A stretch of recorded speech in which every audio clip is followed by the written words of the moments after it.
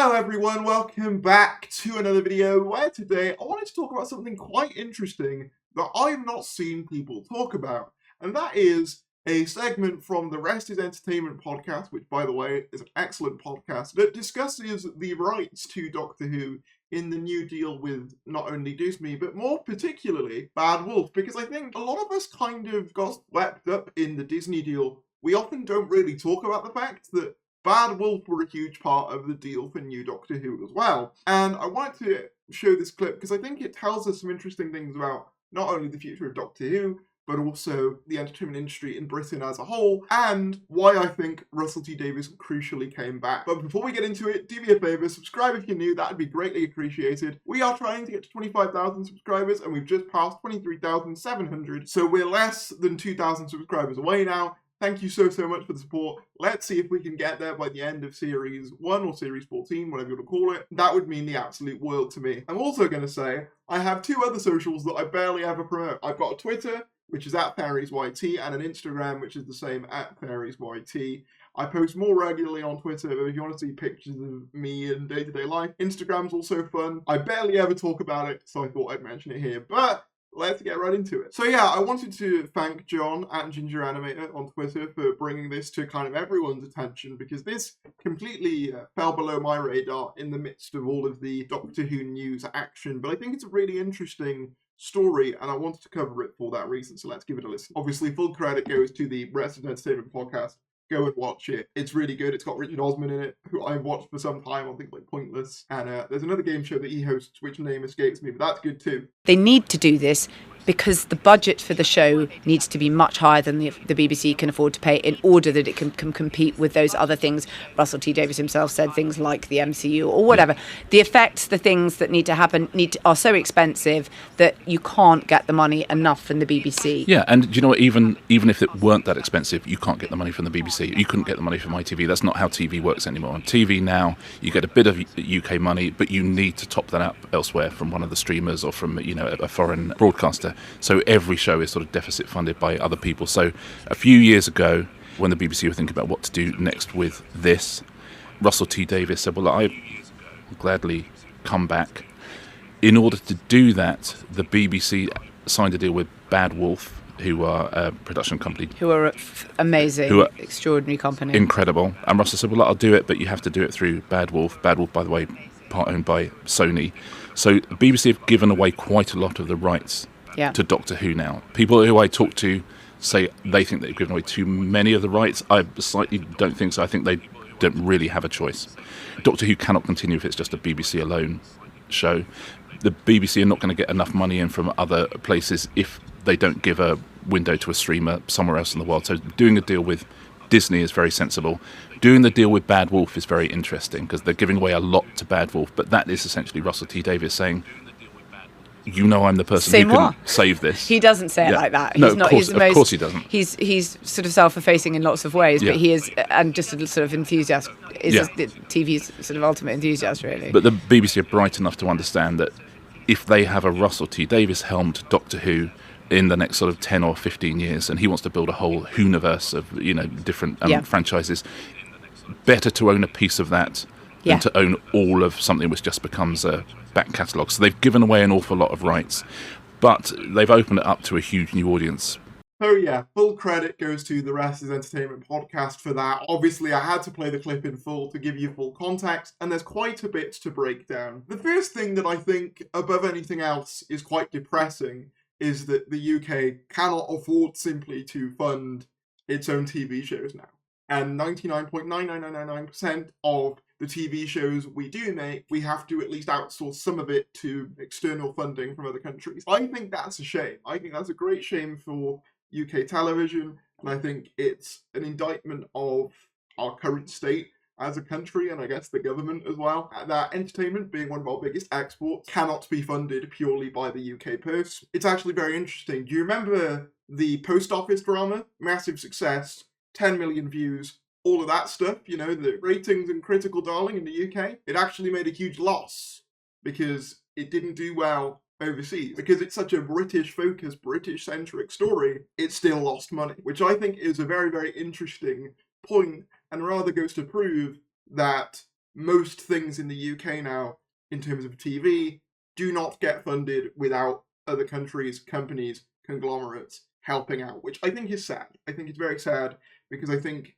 that will mean that we'll probably see less British-centric stories like the Post Office drama, which I thought was excellent. It also goes to show that more than ever, the UK ratings for Doctor Who, while they're not irrelevant, they matter less than ever. Because, as you can see, 13 million viewers that Post Office drama got at its height, and it still lost £1 million.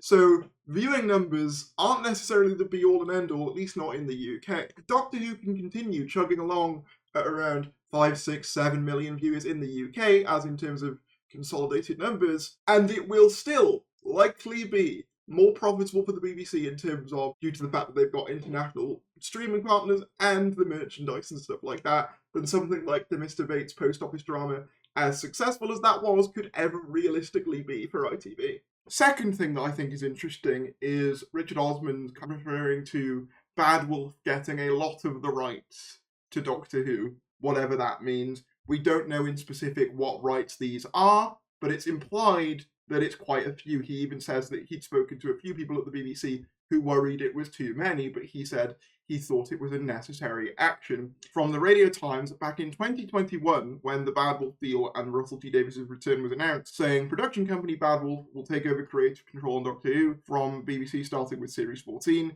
The Times reported that the BBC could lose up to 40 million of commercial revenue per year every 10 episodes produced as a result of the deal, with one source remarking, "It's extraordinary the BBC rolled over." However, BBC Studios counter that it will continue to commercially run Doctor Who and its associated properties, with the hope that this collaboration with Bad Wolf will allow the franchise to be further established as a global brand. A spokesperson from BBC Studios said, "We're incredibly excited for the future of Doctor Who. BBC Studios is ultimately responsible for delivering the show, and this production partnership is about long-term investment that will radically build on the huge success of the show and franchise worldwide." So yeah, I think it's incredibly interesting. While we've all kind of been talking about the Disney deal and saying, oh, is Doctor Who being Disney-fied?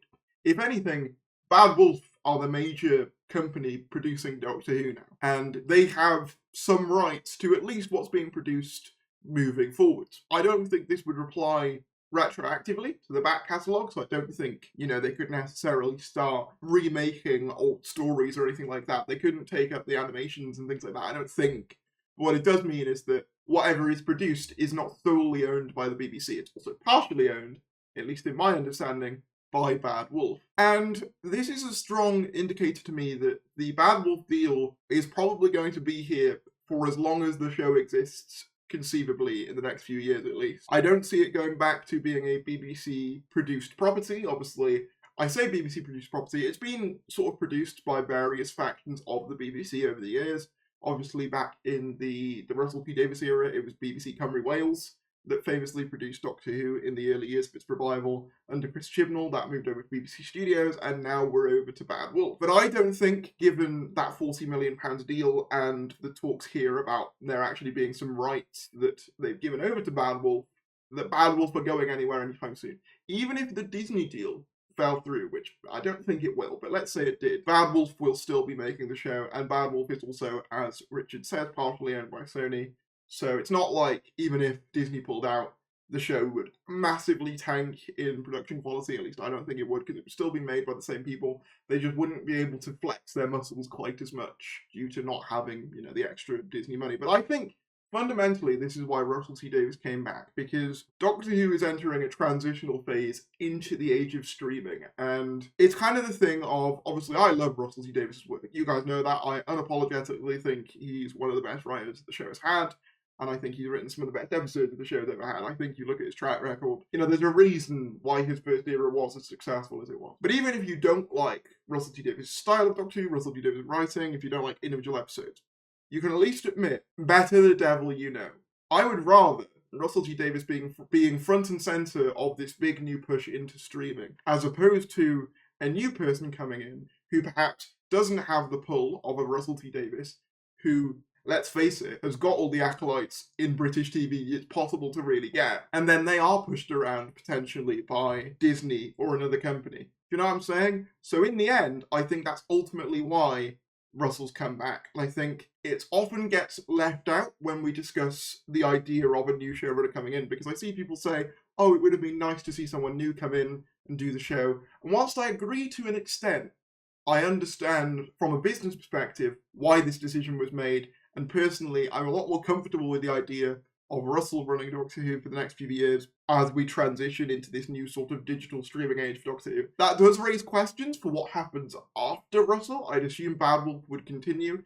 Hopefully, a similar thing happens to what happened with Stephen Moffat, where there'll be some writers that come on in future series that he could kind of give episode slots. They make great episodes, and then they kind of work their way into becoming the successor to Russell. Is the hope, but of course, we'll have to wait and see on that. But I thought this was an incredibly interesting bit of news, bit of information that I've not seen many people talk about. One would assume things like the merchandise rights solely still exist within the BBC's control, at least I believe so. However, I am assuming, and this is just an assumption on my end, don't, obviously take it as confirmation, but I would assume that exempts things like physical media releases of the future episodes, because obviously Bad Wolf produced those. So my assumption is, given the £40 million figure, they likely get a cut from that. Maybe a cut from other toys and things like that to do with the new stuff, maybe. Because 40 million is quite a large figure. And it does specifically refer to commercial revenue. Perhaps the rights to certain characters and things like that are co-owned. The slight worry I do have with that is that this isn't the first time Doctor Who's done something like this. The TV movie had a similar deal where characters like Grace Holloway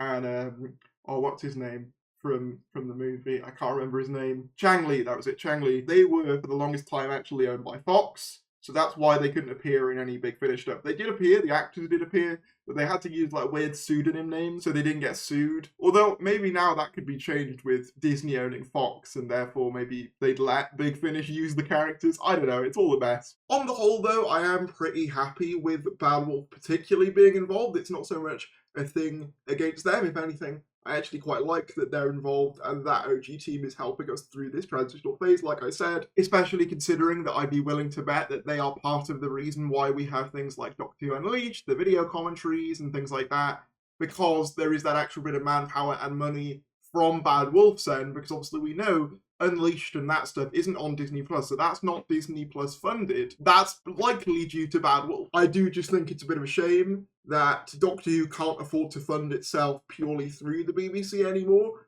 despite it being, one of their biggest properties and one of the biggest TV properties in the UK generally. But I think that's more a statement on the UK itself, more than it is Doctor Who in specific. I think a good way of looking at this is probably a similar way to how you look at things like the sort of sharing Spider-Man deal between Marvel Studios and Sony Pictures.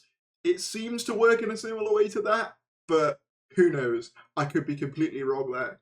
Legal proceedings and contracts and who owns what is not normally my forte, but I thought this was really interesting. But let me know in the comments below what you think about this. If you did enjoy this video, be sure to give it a like, comment down below your thoughts, subscribe if you're new, and I'll see you later.